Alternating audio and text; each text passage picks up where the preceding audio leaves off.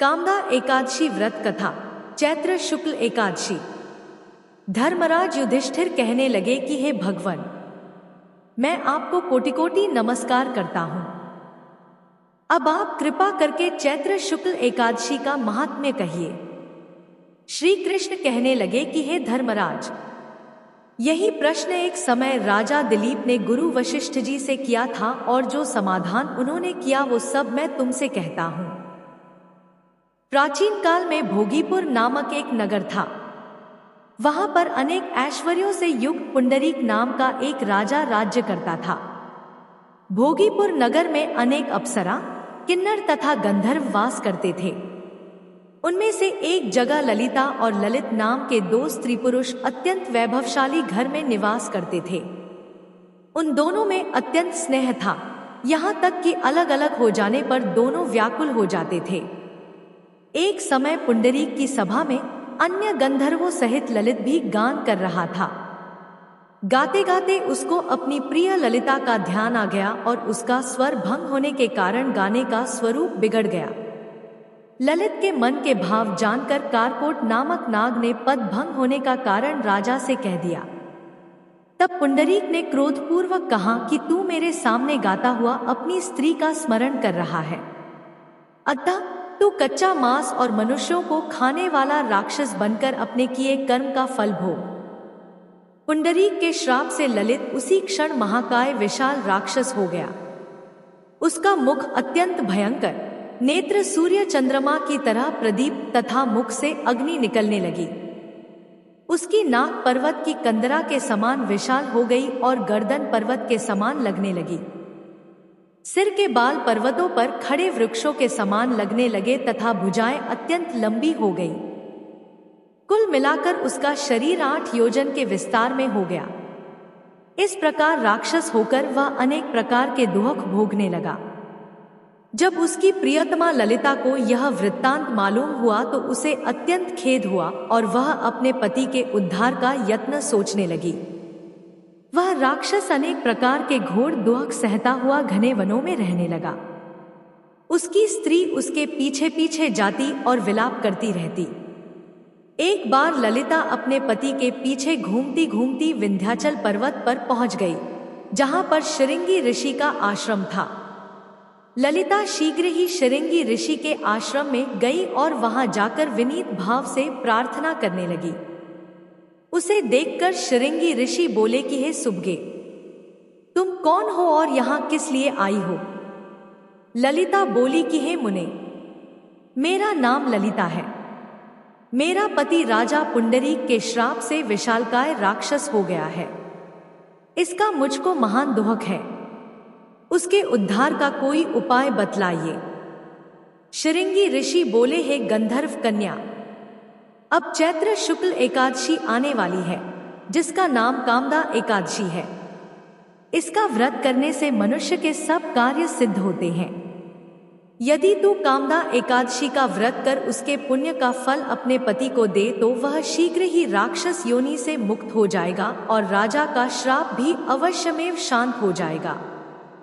मुनि के ऐसे वचन सुनकर ललिता ने चैत्र शुक्ल एकादशी आने पर उसका व्रत किया और द्वादशी को ब्राह्मणों के सामने अपने व्रत का फल अपने पति को देती हुई भगवान से इस प्रकार प्रार्थना करने लगी, हे प्रभु, मैंने जो यह व्रत किया है इसका फल मेरे पतिदेव को प्राप्त हो जाए, जिससे वह राक्षस योनि से मुक्त हो जाए।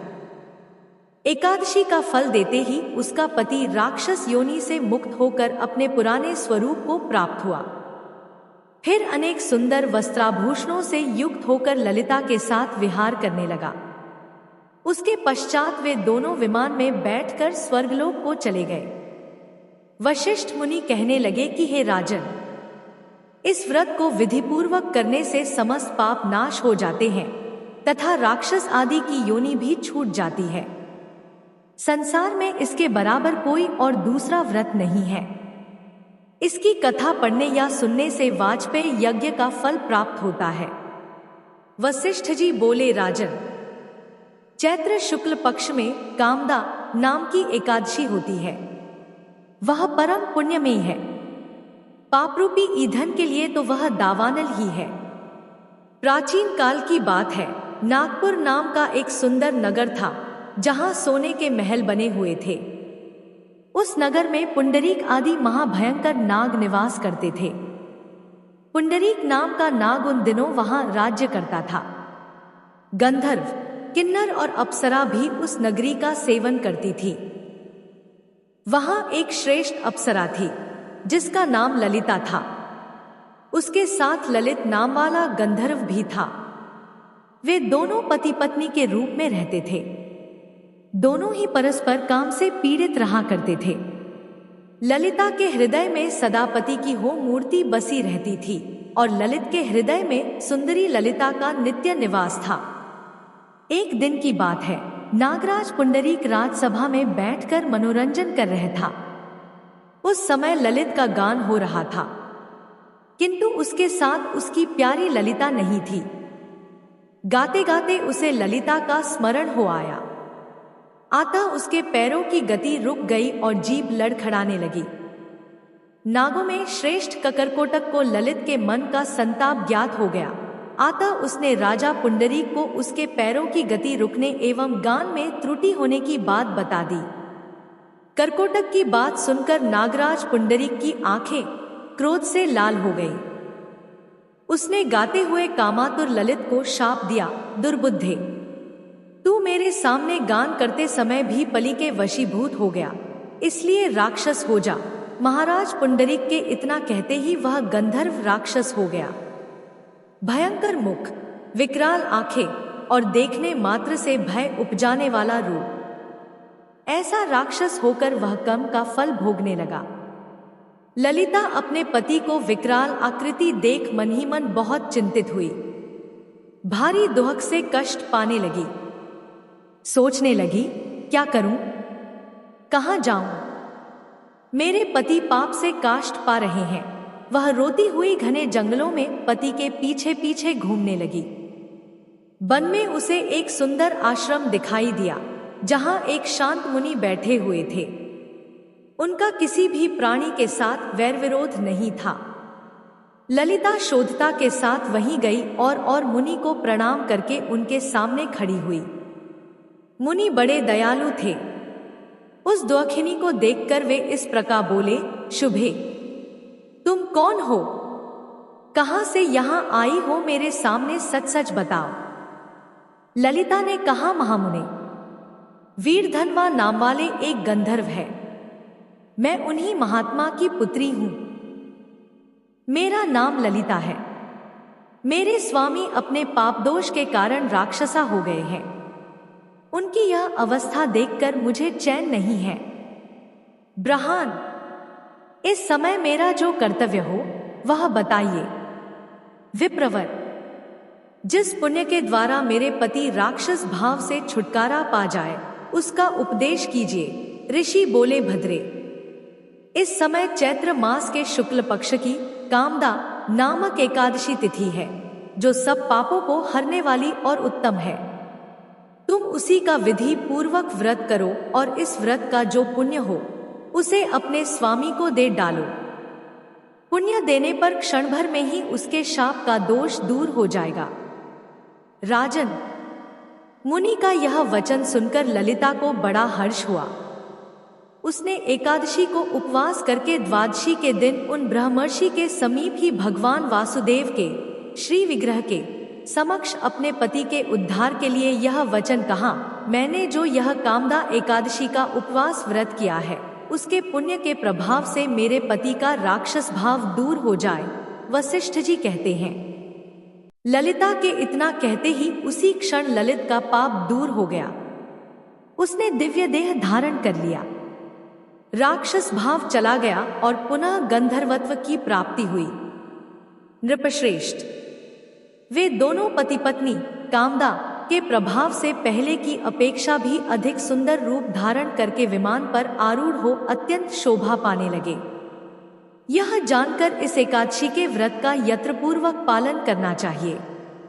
मैंने लोगों के हित के लिए तुम्हारे सामने इस व्रत का वर्णन किया है।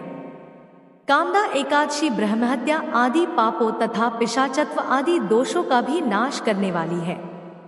राजन, इसके पढ़ने और सुनने से वाजपेयी यज्ञ का फल मिलता है। वशिष्ठ जी कहते हैं, ललिता के इतना कहते ही उसी क्षण ललित का पाप दूर हो गया। उसने दिव्य देह धारण कर लिया। राक्षस भाव चला गया और पुनः गंधर्वत्व की प्राप्ति हुई। नृपश्रेष्ठ, वे दोनों पति पत्नी कामदा के प्रभाव से पहले की अपेक्षा भी अधिक सुंदर रूप धारण करके विमान पर आरूढ़ हो अत्यंत शोभा पाने लगे। यह जानकर इस एकादशी के व्रत का यत्नपूर्वक पालन करना चाहिए।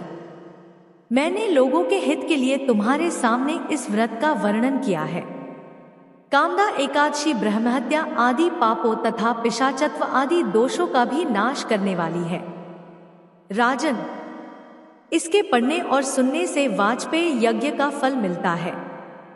कामदा एकादशी की एक और व्रत कथा। प्राचीन काल में एक नगर में एक श्रेष्ठ ब्राह्मण और एक ठाकुर रहते थे। दोनों की एक दूसरे से बनती ही नहीं थी। आए दिन एक दूसरे से वे झगड़ा करते रहते थे। दोनों के बीच आपसी झगड़े इतने बढ़ गए कि एक दिन ठाकुर ने ब्राह्मण को मार डाला। उसके इस कृत्य से उस नगर के ब्राह्मण काफी नाराज थे। उसे अपने किए पर बहुत ही पश्चाताप होने लगा। बाद में उसने वह ब्राह्मण की तेरहवीं करने की सोची तो ब्राह्मणों ने उसके घर भोजन करने से इनकार कर दिया। ब्राह्मण के विरोध और गुस्से के कारण ठाकुर एकदम अकेला पड़ गया। उसके मन में अपने कृत्य के लिए जो ग्लानि पैदा हुई, उससे वह स्वयं को दोषी मानने लगा। मानसिक तौर पर वह काफी परेशान रहने लगा। अपने इस जीवन से वह बहुत दुखी हो गया।